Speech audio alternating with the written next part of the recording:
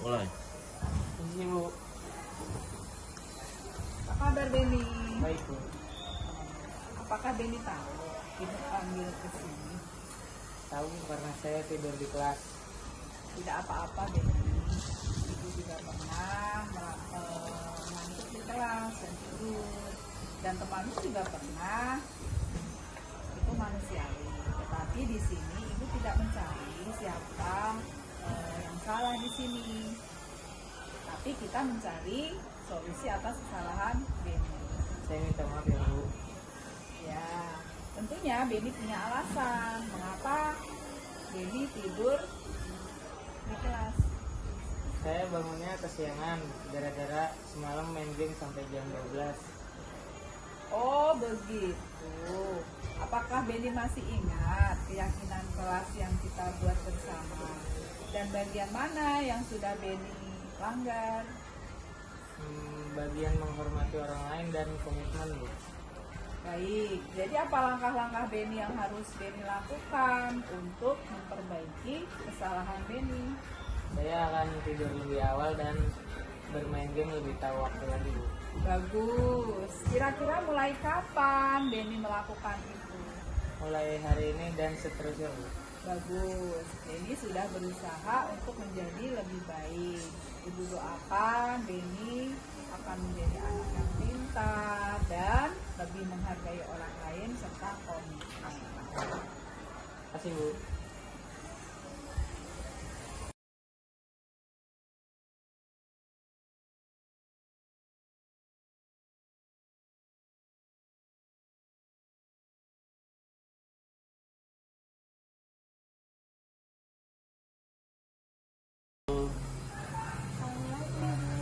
Waalaikumsalam warahmatullahi wabarakatuh, Gendis.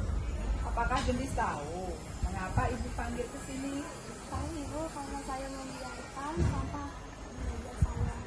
Tidak apa-apa, Gendis. Ibu juga pernah membuang sampah sembarangan. Teman kamu juga pernah. Itu manusiawi. Tetapi di sini ibu tidak mencari siapa yang salah, namun kita mencari solusi atas kesalahan Gendis. Saya minta maaf Ibu. Tentunya Gendis punya alasan kenapa Gendis itu lakukan. Tadi ketika saya makan, saya diajak teman saya untuk menonton perlombaan futsal di kelas di lapangan. Sehingga saya lupa untuk membuang sampah.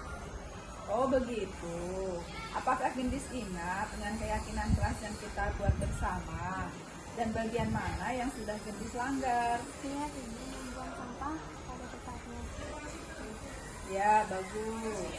Gendis masih ingat. Baik. Jadi, kira-kira apa yang harus Gendis lakukan untuk memperbaiki kesalahan Gendis? Pada hari ini saya akan memperhatikan tempatnya dan tidak lagi menunda-nunda untuk membuang sampah. Alhamdulillah. Jadi, selesaikan pekerjaan terlebih dahulu, baru mengerjakan pekerjaan yang lain. Ibu doakan Gendis selalu sehat dan menjaga kebersihan mulai dari diri sendiri. Terima kasih Gendis. Terima kasih banyak Ibu. Sama-sama. Udah.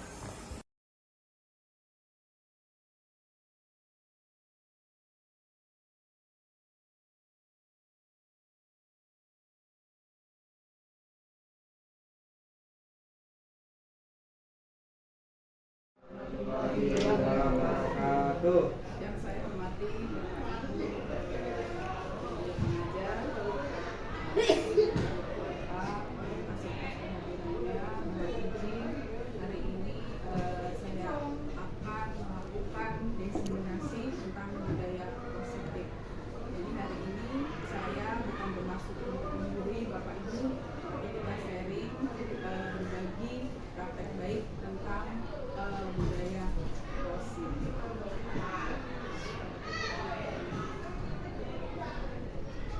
Apakah budaya positif yang Bapak Ibu pahami? Nggak jalan ya? Dikat aja Pak, udah nanti dipotong lagi. Positif yaitu perubahan paradigma belajar, kemudian disiplin positif, nilai-nilai kebajikan universal, nilai kebajikan, kebutuhan dasar manusia, motivasi perilaku manusia, posisi kontrol guru.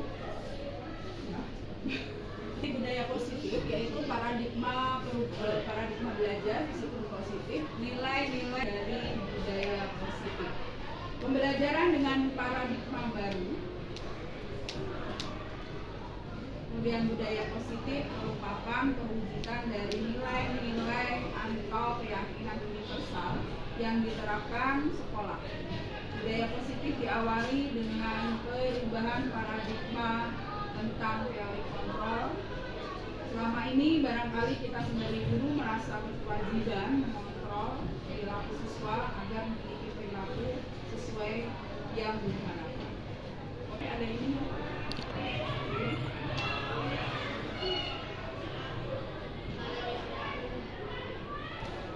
Jadi tujuan kita adalah menciptakan peserta didik yang memiliki disiplin diri. Ini adalah contoh disiplin positif yang ada di sekolah kita, yaitu melaksanakan kata tertib sekolah, kemudian cinta kebersihan dan lingkungan, kegiatan ekstrakurikuler dan kegiatan literasi numerasi. Kebajikan adalah nilai-nilai kebajikan yang disepakati dari suku bangsa, agama, bahasa maupun latar belakangnya. Contohnya adalah konflik pelajar Pancasila, kemudian toleransi, keterampilan hidup, atau life skill. Selama ini apa yang kita lakukan? 5 posisi kontrol guru, yaitu sebagai pendukung, kemudian membuat merasa bersalah, sebagai teman, pemantau dan lingkungan, kegiatan ekstrakurikuler dan kegiatan literasi numerasi. Kebajikan adalah nilai-nilai kebajikan yang disepakati dari suku bangsa, agama, bahasa maupun latar belakangnya. Contohnya adalah konflik pelajar Pancasila, kemudian toleransi, keterampilan hidup, atau life skill. Selama ini apa yang kita lakukan? 5 posisi kontrol guru, yaitu sebagai pendukung, kemudian membuat merasa bersalah, sebagai teman, pemantau dan manajer. Sekarang kita di posisi di mana ya, Bapak? Kita ada di posisi mana? Penghukum. Ada 5 yang tadi. Siswa tidak memakai atribut lengkap pada saat upacara. Hormat pada bendera selama 1 jam, itu adalah contoh pendukung. Kemudian berapa kali bapak atau ibu harus memberitahu kamu, selalu ada yang mengecewakan, itu adalah membuat merasa bersalah. Peserta didik supaya tidak terpaksa. Ya, betul Bapak. Punya kesadaran sendiri. Jadi tidak dipaksa dengan adanya kalau yakin, misalnya saya pakai helm. Kalau pakai helm kan untuk apa? Untuk keselamatan. Kemudian saya menjaga kebersihan. Menjaga kebersihan itu artinya untuk kesehatan. Itu artinya itu adalah keyakinan kita. Bukan tindak jangan buang sampah.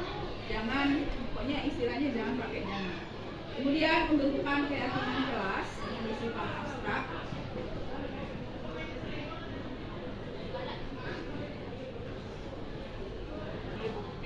Ini adalah kasus pada saat itu, pada hari Rabu pagi, saya sedang mengajar IPA, sistem peredaran darah manusia, kelas 8A, tepat pukul 7.45. Murid bernama Benny tidur di kelas. Teman sebangkunya membangunkan Benny dan Benny meminta maaf dan saya memintanya untuk cuci muka di toilet sekolah. Setelah jam istirahat, saya memanggil Benny ke ruang guru dengan melakukan segitiga restitusi. Ini adalah catatannya. Kasus yang kedua, pada hari Senin pagi juga, A8A sedang melaksanakan tes meeting. Saya melihat siswi membiarkan sampah di mejanya. Yang pertama Genis. Setelah selesai Genis makan, saya memanggil Genis ke ruangan untuk melakukan segitiga restitusi. Lah paparan diseminasi budaya positif dari saya. Kurang lebihnya mohon maaf. Assalamualaikum warahmatullahi wabarakatuh. Waalaikumsalam warahmatullahi wabarakatuh. Itu ada Pak Yusuf.